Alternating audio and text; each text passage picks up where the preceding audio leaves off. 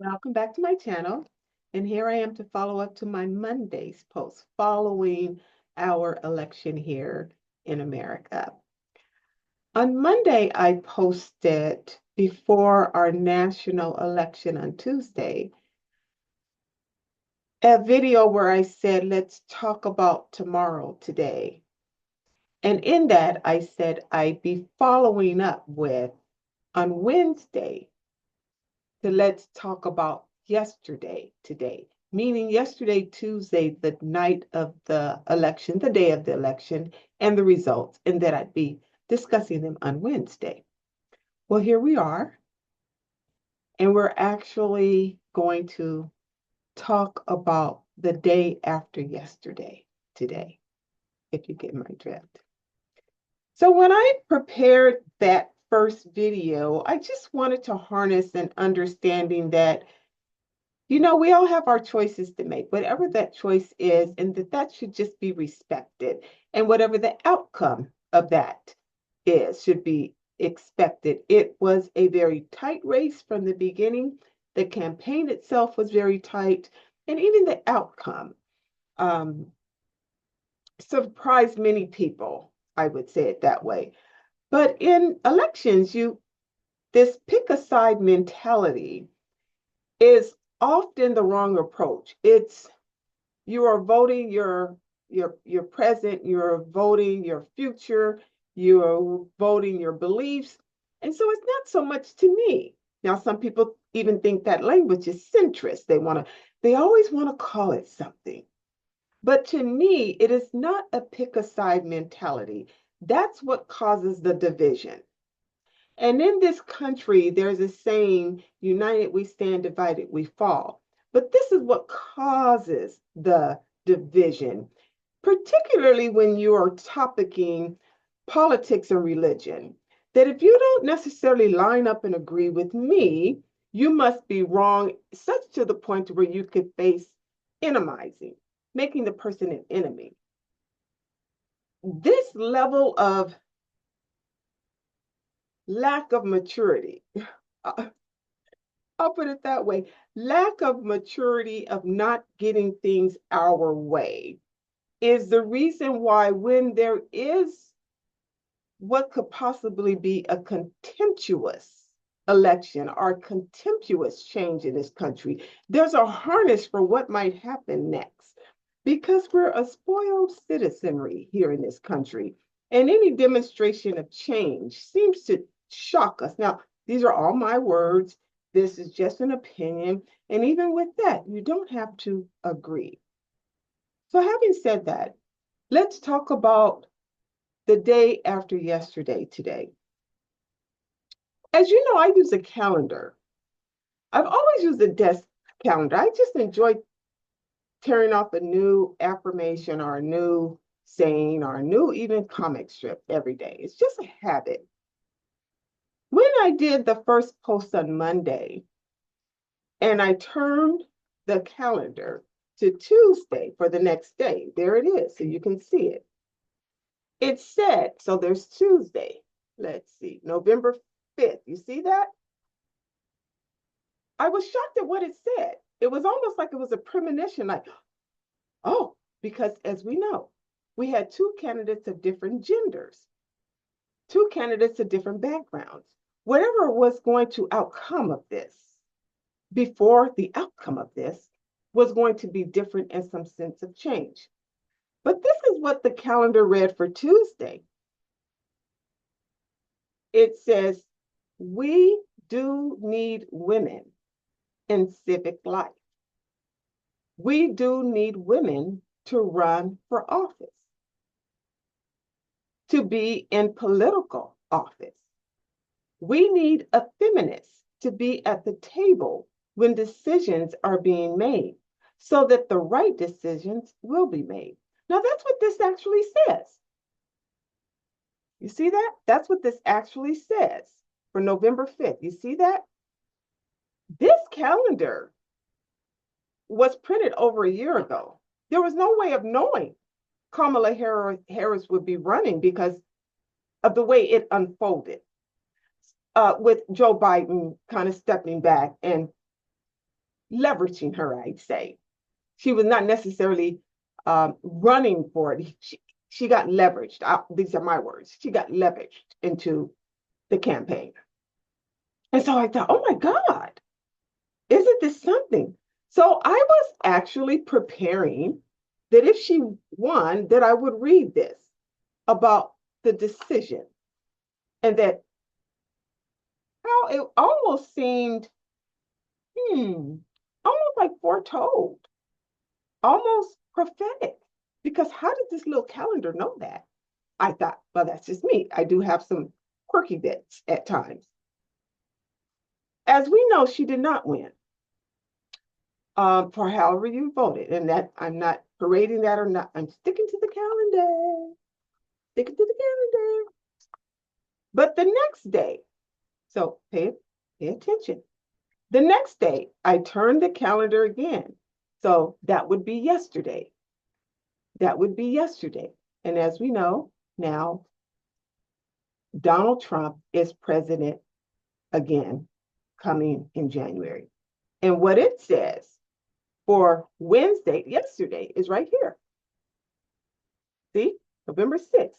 And it says, what makes a person a success is how they handle the lows in life and how they make their comeback. So I guess it's prophetic to some degree. There it is. How they make their comeback. Most certainly, November 6th, there it is. So let's talk about a comeback. And let's talk about the skills of a woman. Let's just juxtapose them. Juxtapose the two. Kamala Harris ran a campaign by which she brought in a lot of big names that, unless you're living under a rock, you wouldn't know, but everybody knows. She had endorsements by major names: Taylor Swift, Lady Gaga, Eminem, Oprah Winfrey, the Obamas. And it almost felt a re-energizing of a different way, I'll say. And to think that a lot of times, such big names, the people that support them, the followers, they pull them in. So I almost felt like she's really jockeying for position. And even in their debates, she really stood her ground. And I thought, whoa, she's showing mustard. She's showing muscle and she's showing mustard. So there we have it. And there was a sense of,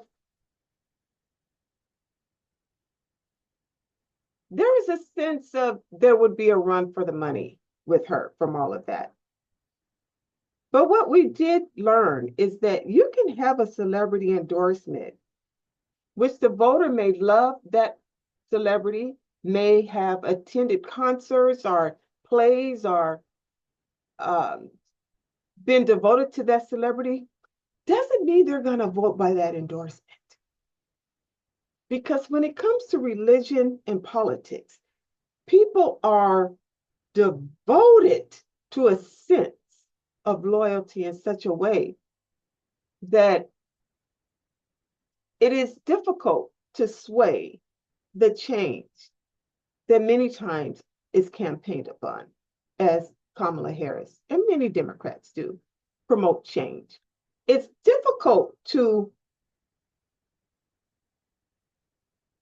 not only embrace a change, but to flood through it and let that happen. And many times, again, these are just words. This is just the reality of the nation. The change is difficult to make. We have a tendency for whatever it is. Now, I'm not talking politics. I'm talking ways. I'm talking culture. I'm talking the atmosphere of the nation. I'll put it that way. So she did not win. But there are many women who lead countries who do excellently. Those countries under their leadership have low unemployment. They have low divorce rate. During COVID, they had low recidivism, they had low deaths. Some of these countries are Ethiopia, Georgia, Moldova, Greece, all ran heads of countries by women, and they're phenomenal. You don't hear those countries in a lot of turmoil. So when it says this calendar talks about we need women to run for office, we need that nurturing gift, that smart intellect, but that nurturing understanding administratively, I'll say. So I get that. I get the calendar. I get the calendar. Now, on the other hand, as of yesterday, as Donald Trump won, despite, as this says, a comeback, a successful person makes a comeback. Despite the views, as I said in my first video, there is a natural expectation in this country, whether it's fulfilled or not. There's a natural expectation to allow the results that were eventual, I'll put that way, the eventual results. And that whatever the opinion of the person is, this is what the country overall elected. And while we may not embrace it lovingly, we still embrace it. This is what keeps us under the umbrella of united we stand and divided we fall. I've even heard some say division is what we do, so divided we fall and we could fall. But see, all of this is nonsense. This never brings about harmony. And I'm not talking about some, you know, ethereal pinata, let's all just get along, kumbaya, that. I'm talking about the decency of the soul, which has been under arrest in this country well before COVID. That's just the reality. The soul of America has been in turmoil for a very long time. Now, those are my words. Those are my words. And that what I mean by that is there is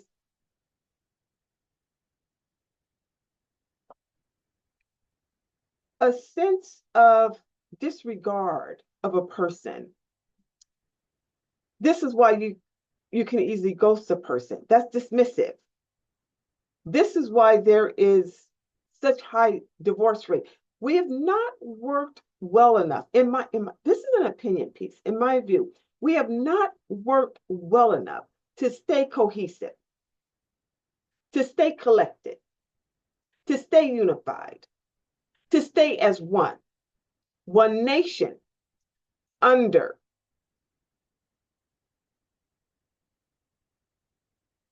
God is not a God of division. So we have not, in my view,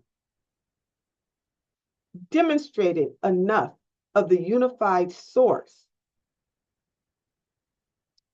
such that when we have an election like we just had, it's almost 50% split. Now, I know that ultimately Donald Trump won, and it wasn't like, like it was a landslide, but it was enough that he won comfortably. But that's a divided, a sense of a divided sense of harmony is also disharmony. A divided sense of unity is also lack of unity. A divided sense of understanding is a misunderstanding. All of that is what I'm saying.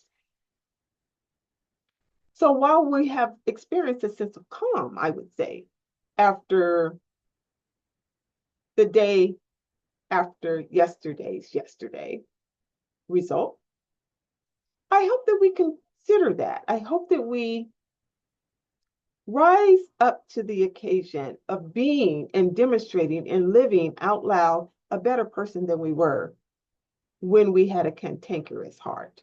Because the cantankerous heart will ghost you. When we had a broken soul, because a broken soul will spit you out. It will curse you out. Will use the language that even we've seen on this campaign. Many times it was not presidential.